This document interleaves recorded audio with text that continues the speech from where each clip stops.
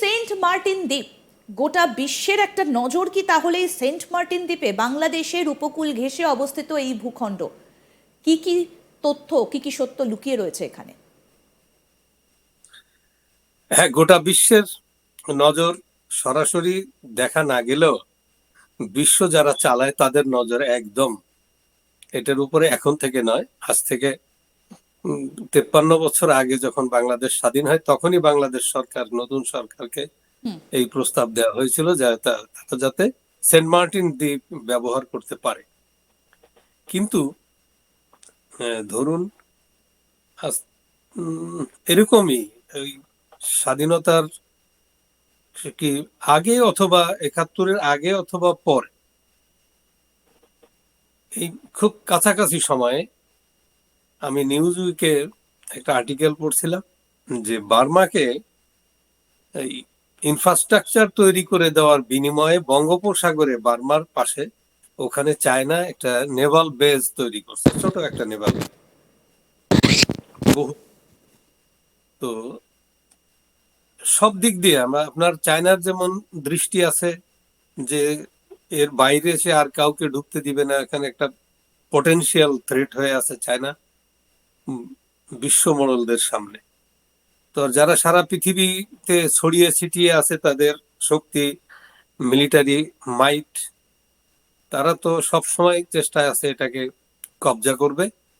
তো সংগ্রাম চলছে, বঙ্গবন্ধু শেখ মুজিবও দেননি, তার মেয়েও এটা দিতে রাজি হয়নি। এটা রিসেন্টলি ঘটনা। তো এটার স্ট্র্যাটেজিক গুরুত্ব এটা আমরা যতটা না বুঝি ওরা তার চাইতে অনেক অনেক বেশি বুঝে। এখানে কি সম্পদ আছে সেটার কথা নাই বললাম, কিন্তু বাংলাদেশের পাশে একেবারে বার্মারও একেবারে নিকটে এবং বাংলাদেশের সমুদ্র সীমার ভিতরেই এটা। তো এখানে দীর্ঘদিন টুরিস্ট একটা অ্যাক্টিভিটি ছিল, কিন্তু যেহেতু একটা বড় ধরনের উন্নতি টুরিস্ট স্পট হিসেবে এটা বাংলাদেশ সরকার গড়ে তুলতে পারেনি, তো সেখানে ওই সম্ভাবনা আছে, সম্ভাবনা থাকা সত্ত্বেও কেন, কি তো কারণে, কি কারণে স্যার টুরিস্ট কারণ স্পটটা এখানে যে ছিল, এবং আপনি বলছেন যে এই মুহূর্তে আর টুরিস্ট না নেই, কক্সবাজার খুব সামনে এখান থেকে? হ্যাঁ, টুরিস্ট নেই, অনেকগুলো কারণ আছে। কারণ এখানে যারা নিজেরা স্বেচ্ছায় এসে নিজেরাই বসত বাড়ি গড়ে তুলেছিল, তারা কিন্তু ওই মাছ ধরে খাওয়া খেয়ে জীবনযাপন করতো। তো তাদের জীবনযাত্রার সাথে কিন্তু ওই ট্যুরিজম ডেভেলপমেন্টটা খানিকটা কলাইড করতো। তো বাংলাদেশ সরকারও তেমন বড় ধরনের সেটা তো ইনভেস্টমেন্ট কক্সবাজারের দিকেও ছিল, কিন্তু সেন্ট মার্টিন দ্বীপে আপনি বলছেন যে ছিল, তারা এসে এখানে বসতি গড়ে তুলেছিল। তার মানে কি এখন আর কেউ থাকছেন না, কেউ নেই? এখন আছে, কিন্তু অ্যাক্টিভিটিস কমিয়ে দেওয়া হয়েছে, এখানে অনেক আচ্ছা, রেস্ট্রিকশন ইম্পোজ করা হয়েছে। তারপরে এই বর্তমান সরকার এসেও, ইউনূসের এই সরকার এসেও তারা তো একেবারে ওখানে যাওয়া নিষেধ করে দিয়েছে। তো ধারণা করা হয় যে এটা সেন্ট মার্টিন, সে ইউনূসকে যারা এখানে বসিয়েছে তাদের কাছে আগেই অঙ্গীকারবদ্ধ, অথবা লিখে দিয়ে আসছে, অথবা একটা কিছু এ ধরনের ধারণা বিজ্ঞজনরা বলে, যদিও এর কোনো সত্যতা বা এর কোনো কিছু এখনো আমি পাওয়া দুটো যায়নি। জিনিস আপনার কাছ থেকে জানতে চাইবো একই সঙ্গে। প্রথমে জানতে চাইবো এই সেন্ট মার্টিন দ্বীপের ভৌগোলিক অবস্থানটা, এবং একই সঙ্গে জানতে চাইবো যে এর ভৌগোলিক অবস্থানটা এতটা গুরুত্বপূর্ণ কেন?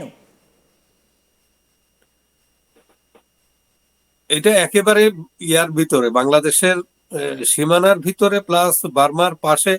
এটা আপনার আর বাংলাদেশটাই সেন্ট মার্টিনের চাইতে কিন্তু বাংলাদেশটাই বেশি গুরুত্বপূর্ণ স্ট্র্যাটেজিক্যালি।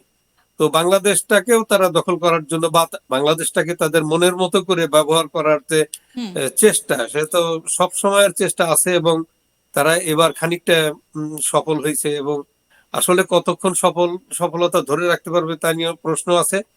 তো যেহেতু বাংলাদেশটা তাদের কাছে অনেক গুরুত্বপূর্ণ, সেহেতু অটোমেটিক্যালি সেন্ট মার্টিনের গুরুত্ব, যেহেতু বে অফ বেঙ্গলের এটা, এখানে এসে বাংলাদেশ থেকে একটু দূরে থেকে যদি এখানে একটা ঘাঁটি গাড়া যায় বা এখানে যদি একটা মিলিটারি বেস করা যায়, তা এখনকার মিলিটারি বেস তো আপনার স্যার আমরা শুধু এই মুহূর্তে, স্যার আমরা এই মুহূর্তে দর্শকদেরকে দেখাচ্ছি, ওয়ার্ল্ড ম্যাপে একবার দেখানোর চেষ্টা করছি যে এই সেন্ট মার্টিন যার কথা বলছি, যে ভূখণ্ডটা জলের মধ্যে দ্বীপ বলা যেতে পারে, সেটার অবস্থানটা কোথায় দেখুন, আপনাদেরকে একটু দেখাই। এই যে দেখুন, এই হচ্ছে সেন্ট মার্টিন। এটা কিন্তু একদম বাংলাদেশের একেবারে তার সীমান্তে, তার পার ঘেঁষে একদম শেষ পয়েন্ট বাংলাদেশ সীমান্তের। এবার আমরা জুম আউট করছি, দেখুন এর অবস্থানটা কোথায় রয়েছে। দেখুন, নিশ্চয়ই আপনারা বুঝতে পারছেন যে এটা কোন জায়গা।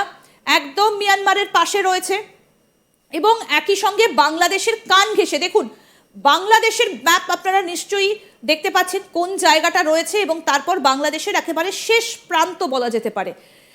ঠিক এটা হচ্ছে মিয়ানমারের কান ঘেঁষে, দেখুন। এবং এর অবস্থানটা ভারত থেকে কিন্তু খুব একটা দূরে নয়। দেখুন, যদি একটু ভারত থেকে এর অবস্থানটা দেখানোর চেষ্টা করি আপনাদের, তাহলে কিন্তু এটা আরেকটু ক্লিয়ার হবে। দেখুন, এই দেখুন, আপনাদেরকে দেখাচ্ছি যে কলকাতা থেকে কতটা দূর। দেখুন দেখুন মাত্র 408 কিলোমিটার। দেখুন, ভারতের সীমান্ত থেকে মাত্র 408 কিলোমিটার। কলকাতা থেকে আরেকটু বেশি, 464 কিলোমিটার। দেখুন, একেবারে বাংলাদেশের কান ঘেঁষে। এবার দেখুন আন্দামান নিকোবর দ্বীপপুঞ্জ থেকে কতটুকু, দেখুন 896 কিলোমিটার। দেখুন, আন্দামান থেকে অল্প একটু দূরে মিয়ানমারের কান ঘেঁষে বাংলাদেশের শেষ প্রান্তে হচ্ছে। এবার এই যে আন্তর্জাতিক ওয়াটার, দেখুন ইন্ডিয়ান ওশান অর্থাৎ ভারত মহাসাগর। ভারত মহাসাগর থেকে দেখুন এটা কোথায়, 2345 কিলোমিটার। বঙ্গোপসাগরের ওপর অবস্থিত এই সেন্ট মার্টিন দ্বীপের দিকে কেন নজর সবার, দেখুন চীন থেকে এর দূরত্ব দেখুন, মাত্র 970 কিলোমিটার হচ্ছে চীন থেকে দূরত্ব। এবার দেখুন, এই যে আন্তর্জাতিক জলসীমানা দিয়ে উত্তর কোরিয়া থেকে দেখুন, দেখুন উত্তর কোরিয়ার দিকে নজর রয়েছে আমেরিকার। সেই উত্তর কোরিয়া থেকে দূরত্ব কত, 1844 কিলোমিটার। সুতরাং এই জায়গাটার দিকে নজর সবার, আমেরিকার নজর রয়েছে, রাশিয়ার নজর রয়েছে। এখানে যদি আমেরিকা কিছু করে, যদি কোনো ঘাঁটি বানায়, তার মানে দেখুন কোন কোন জায়গাকে কন্ট্রোল করা যাবে। North Korea, China, Myanmar, Japan এবং তার সঙ্গে রাশিয়া। দেখুন কাজাকিস্তান, পাকিস্তান, ইরান, সৌদি আরব তার পাশে রয়েছে দেখুন, এবং অস্ট্রেলিয়া। সুতরাং এই জায়গাটার অবস্থানটা এমন যে কোন কোন জায়গাকে নিয়ন্ত্রণে করা যাবে। এবং আরেকটা জিনিস আপনাদেরকে দেখাই, যে এই জায়গাটা ভারত মহাসাগরের থেকে তার দূরত্ব আপনাদেরকে দেখালাম, এবং তারপর সেখান থেকে কিন্তু একদম নর্দার্ন যে প্যাসিফিক, সেই জায়গাটা দিয়ে ঢুকে যাওয়া যাচ্ছে এবং এই জায়গাটায় আধিপত্য বজায় রাখা যাচ্ছে।